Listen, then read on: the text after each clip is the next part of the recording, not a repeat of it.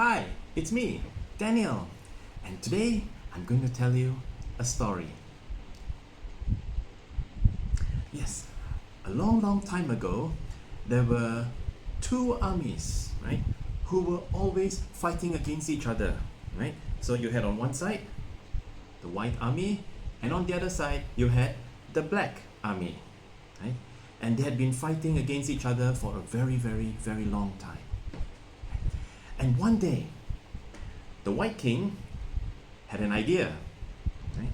And he went away and he called his two knights, right? And he had a talk with them. And he told his knights, "Knights, I have an idea. I would like you to do something no one has ever done before. I want you, the two knights, to checkmate the Black King." Checkmate the Black King? Just us, the two knights? Yes, just you, the two knights.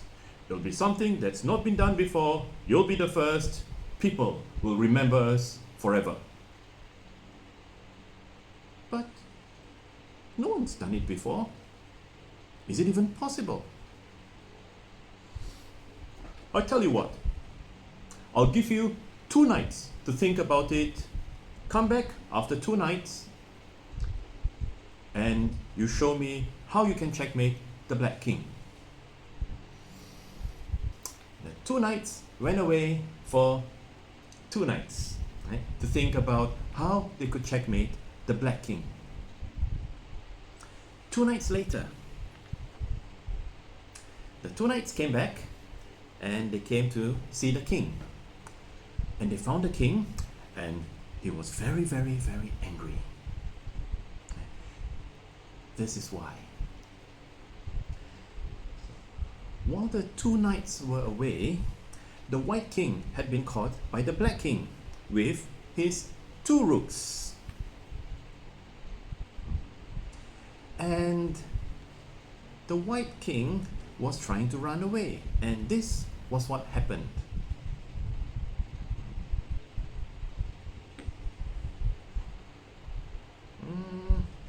So the White King had to move away, and the Black Rook came, check, and the White King ran away again to chase the Black Rook. And it ran away, but not in this direction, but along this line to the end.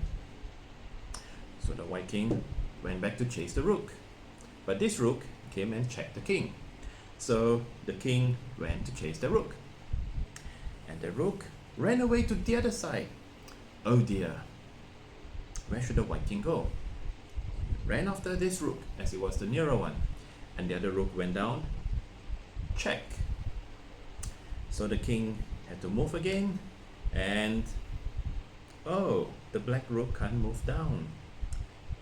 So it moved to the other end. So the White King decided to give chase. He ran after the Rook, but the Rook went down and checkmate. So the battle on that day, the White King lost because he got checkmated. Oh.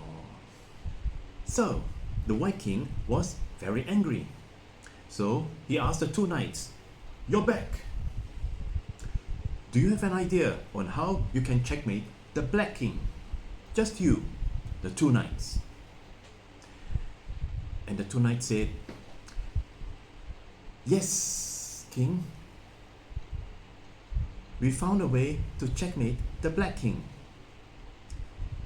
And so, on that day, they went out into the battlefield and they fought. And it ended like this. This time, because of the 2 knights, the White Army was able to get rid of the Black Army, and they were left with the 2 kings and the 2 White Knights. And this is what happened. Okay. Knight came here to check, and the Black King moved to H8. Which was a mistake, because if the king had moved to F8, right, even if the other knight were to check, the king would be able to run away.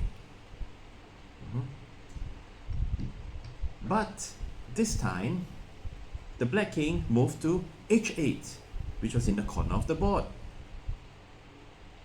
It looks like a stalemate, but there was one other knight, and it moved to f7 and gave the checkmate. The white king was very happy and he went off to celebrate. And then the two white knights went to talk with the black king and they got him a pickup truck.